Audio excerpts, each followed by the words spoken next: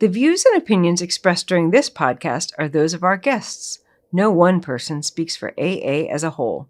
Most organizations depend on outside funding, grants, sponsorships, corporate support, but Alcoholics Anonymous is not like other organizations. From its earliest days, AA made a decision to be fully self-supporting, declining contributions from outside entities, including any individual who is not a member of AA. Every dollar that keeps the doors open comes from AA members and AA groups. The General Service Office exists because members choose to support it. In AA, self-support is more than a financial policy. It's a spiritual principle protecting our independence, integrity, and focus while strengthening our unity, reinforcing our accountability, and keeping us aligned with our primary purpose. My name is Nathan and I'm an alcoholic. Welcome to GSO.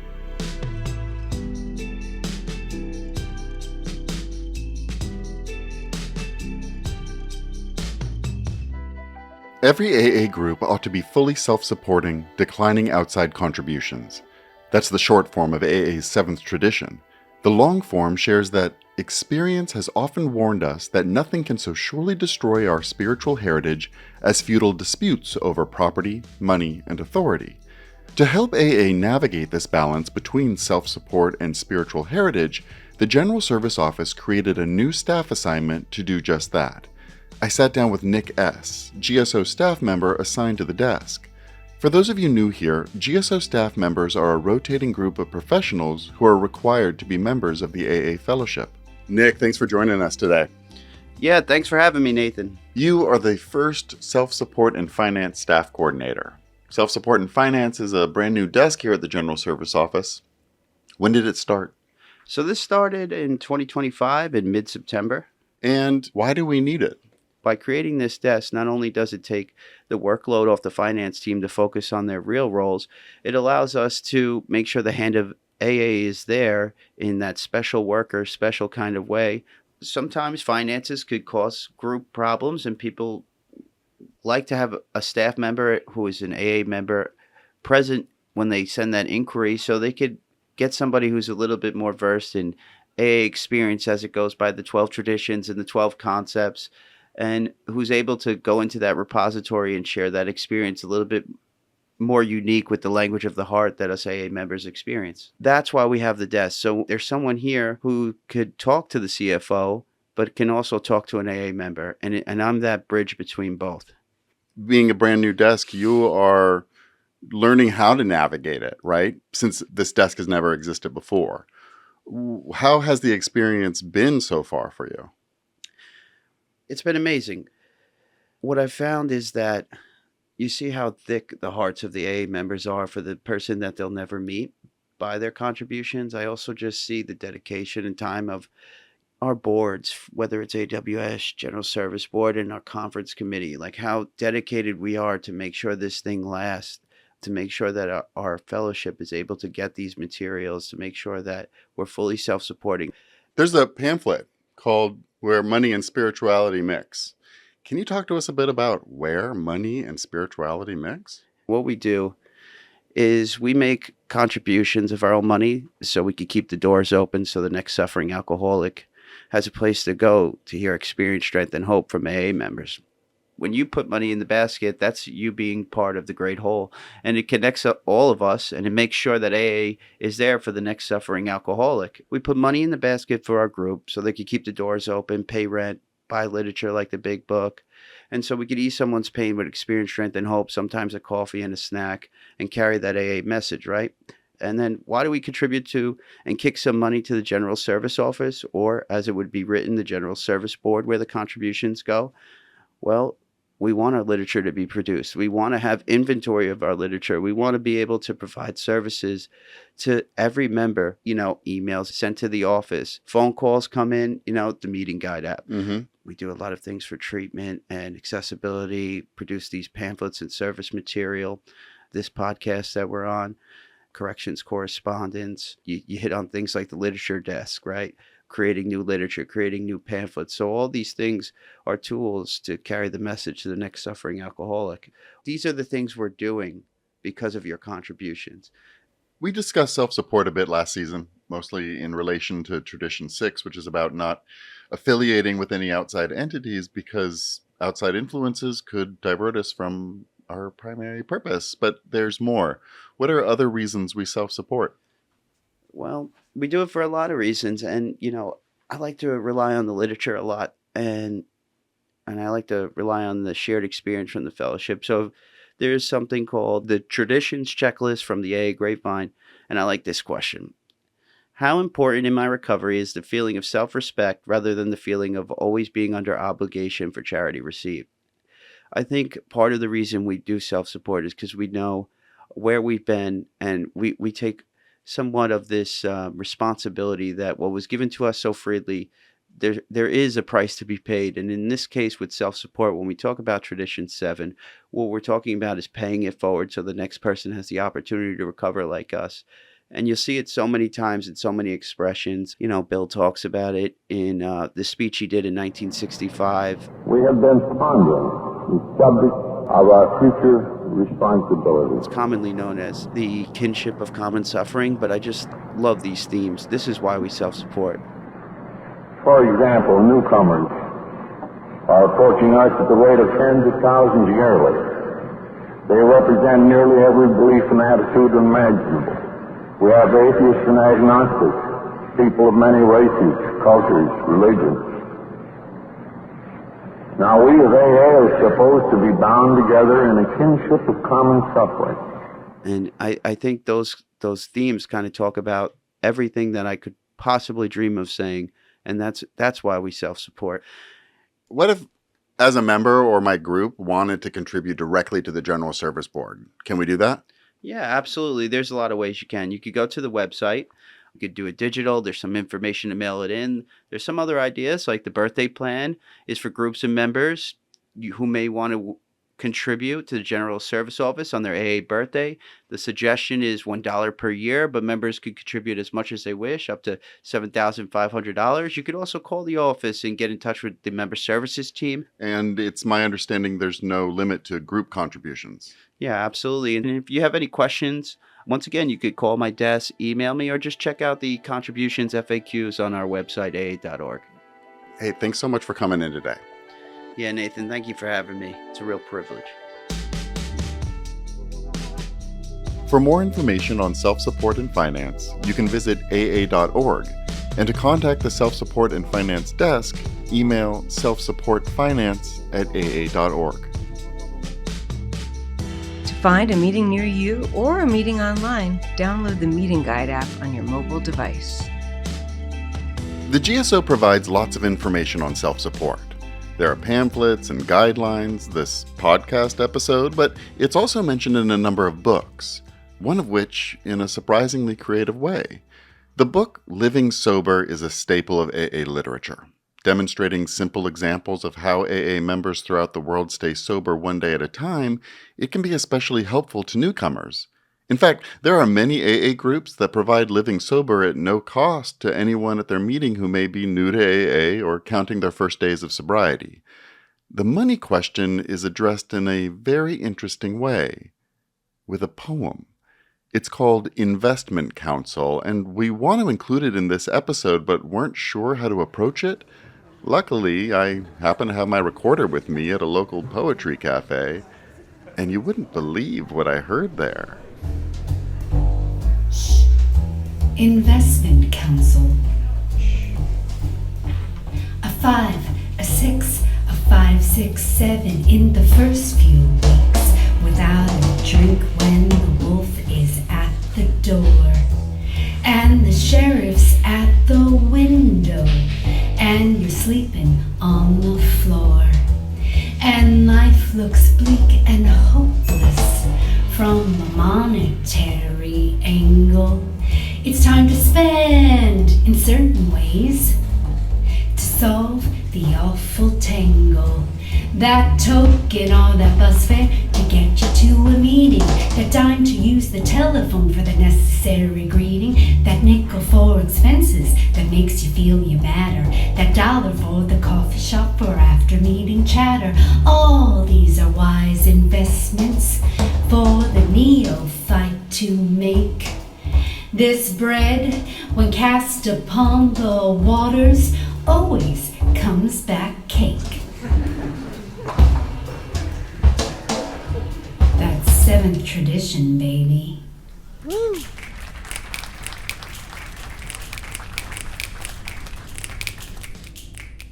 You can find this poem on page 81 of Living Sober. To read or listen to Living Sober online, visit aa.org. To purchase Living Sober, you can check out our online bookstore or visit your local AA office. In this podcast, we respect the anonymity of AA members. Last names are shared only for those who are not in AA. The General Service Office provides the support and services highlighted in this podcast through funding that comes entirely from contributions of AA groups and members made to the General Service Board. The General Service Board effectively decides how those funds are allocated. The GSB is made up of Class A and Class B trustees. Class B trustees are alcoholic members of AA. Class A trustees are non-alcoholics. One of those Class A trustees is Terry Bedient, who brings a compelling point of view to the principle of self-support, not only as a non-member, but also as, at the time of this recording, the Interim General Service Board Treasurer. Terry, thank you so much for taking the time to talk with us today. Delighted to be here. As a Class A trustee, a non-alcoholic General Service Board member, when did you become familiar with AA's tradition of self-support? I think it was something like 1976. One of my friends said, "Why don't you come to an AA meeting with me?" He knew I wasn't an alcoholic, but I guess he thought maybe I could support him. Anyway, he took me to an AA meeting, and they passed a basket around, a nice little wicker basket, and I put $1 in, and he said, "No, you can't do that." So my impression was that since I was just a new person, that he wasn't going to take my dollar. So it wasn't until years later that I learned about AA's tradition of self-support. I didn't feel too rejected by that event, but I had a fun time over the years learning about self-support. Along those lines, is there anything you'd like to share about those initial thoughts you had on self-support compared to now that you're General Service Board Treasurer? It takes a while for a person who's involved in AA, the AA structure and general service to learn about the real important parts of self-support. And I think when I was first approached about potentially serving as a Class A trustee, my impression was that from my experience with the other, I think, dozen or so not-for-profits that I had served on, that part of the role of a trustee and being on the board was to provide a contribution. So I asked someone who was interviewing me generally how much of a contribution was a trustee expected to make. Was it $1,000 or $5,000? Which, of course, if it got up to the upper level, I wouldn't be able to serve. That's when I learned that trustees not only are not expected, but not allowed to provide a contribution as a Class A trustee. Right, right. What do people most often misunderstand about AA money and the concept of self-support? I think the principle of only taking money from people who are members of your organization, and your organization is set up that anybody who wants to be a member can be a member, is a fascinating thing in the world. And it is a great conversation starter when I have a chance to talk with people about self-support and about people who are interested in supporting AA from the outside, such as other Class A's. This concept of rigidly rejecting outside money is really a fascinating concept. And I'll just share a couple of thoughts that I had, experiences that I've had as AA treasurer. I served as treasurer for about 5 years, and we had a couple of occasions where we got contribution checks with multiple zeros behind it. Several were over $100,000. And you can imagine my instinct as the treasurer to say, wow, isn't this wonderful? But we discovered that the contributions were for people who really loved the fellowship of AA, but were not a part of the structure, weren't members of AA. Right. And so even though their love and support of the fellowship was important and appreciated, the self-support structure of only taking money from AA sources prevailed in this case. AA does have some limits, upper limits for contributions from AA members. But if you look at the fellowship, the average contribution may be on an annual basis $30 or $40 or $50. You can easily figure out what that breaks down to per month or per week. And what we know is if in the fellowship, if we think we have about 1 million members in the US, Mm-hmm. don't really know the number, but that's what we expect. So if every alcoholic gave $1 per month, it would be totally self-supported without the need for looking for other kinds of revenue opportunities. AA has been rigidly focused with everyone's support of never looking outside AA for support, of only resting on the AA contributions to keep AA live and well and carrying the message to the still suffering alcoholic. You know, $1 a month, relatively speaking, doesn't seem like anything compared to what you get back from this program. For someone who might think their dollar doesn't really matter, what would you want to tell them to understand how even the smallest contribution can add up? My thought is that there are really two pieces of this. One is what the person who provides the contribution gets out of that. What would a person get from $1 a month? It would be contribution to one of the most important life-saving efforts that exists, in my opinion. So the other piece then, of course, is that if we can rely on a consistent revenue source, consistent contributions from the fellowship, then it provides the ability for the General Service Board, which is set up to support the fellowship, for expanding the kind of resources we can provide for groups and for members to share the message with the still suffering alcoholic. Sometimes as an AA member, it's hard to put to words the importance of self-support and that intrinsic spiritual nature of it. And as a non-alcoholic, you have this different perspective and can kind of zoom out and see it and vocalize it in a way that is very clear. I'm really appreciative of that. Has the concept of self-support affected you personally? Well, other than feeling rejected by them not taking my money, no, I guess it hasn't affected me. So the spirituality concept really has affected me, though. And the need for AA to remain financially independent is critically important. I really believe the issue is focusing on this is one alcoholic helping another alcoholic, and that is done through contributions coming from those alcoholics who are helping their fellow alcoholics. So it's, in my view, more of a spiritual principle than an economic principle of making sure that we are consistent with our principle of one alcoholic helping another. Can you speak to why it is so important for AA to remain financially independent from outside money?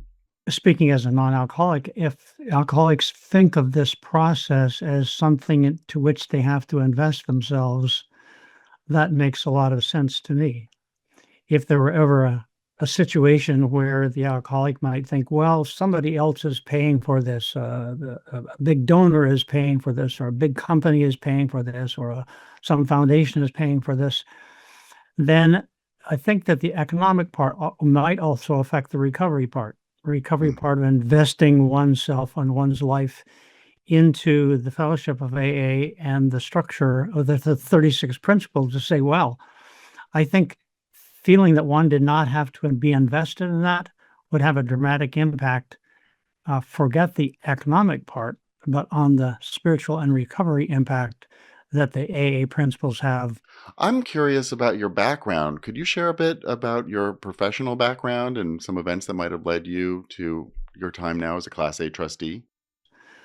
I got a master's in psychology and got another graduate degree in healthcare administration, and ended up as a CEO of a hospital, and had the opportunity to look at not just a hospital structure, but a statewide structure.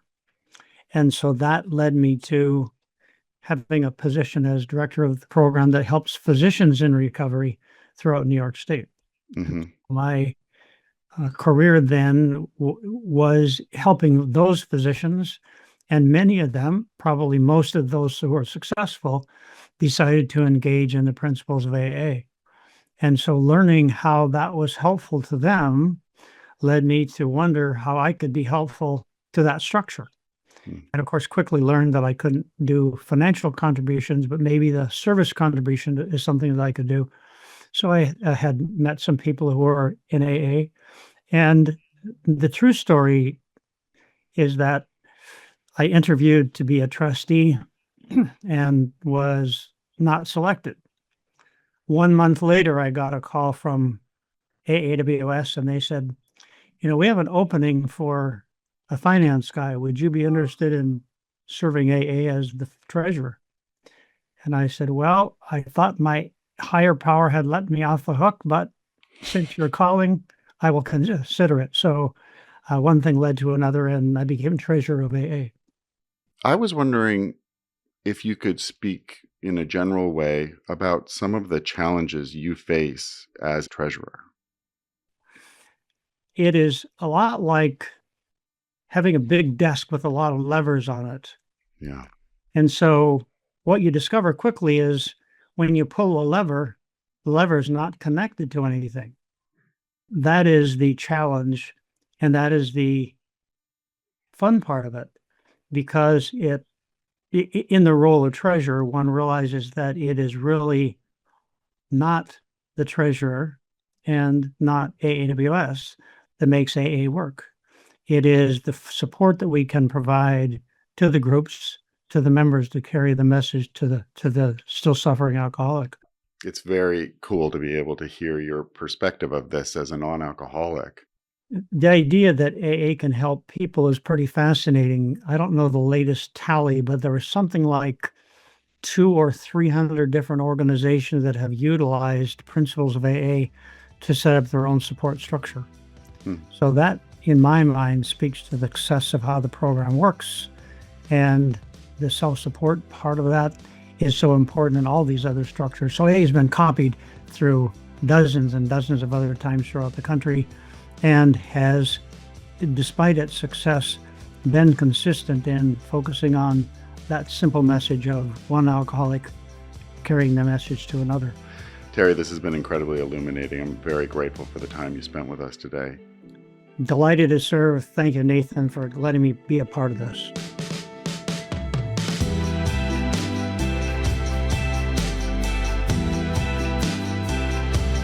When we drop something in the basket, it may not feel like much. But somewhere tonight, the lights are on because of it. A newcomer is holding a free copy of Living Sober, a phone gets answered, an email gets returned, the meeting guide app gets downloaded, a letter reaches someone behind the walls.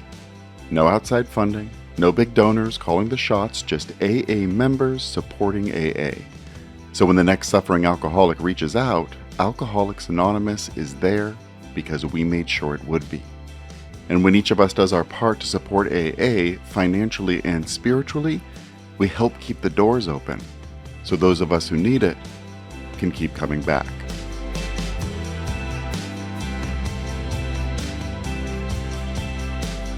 Thank you for listening to Our Primary Purpose, a podcast produced by the General Service Office on behalf of the Fellowship of Alcoholics Anonymous in the U.S. and Canada.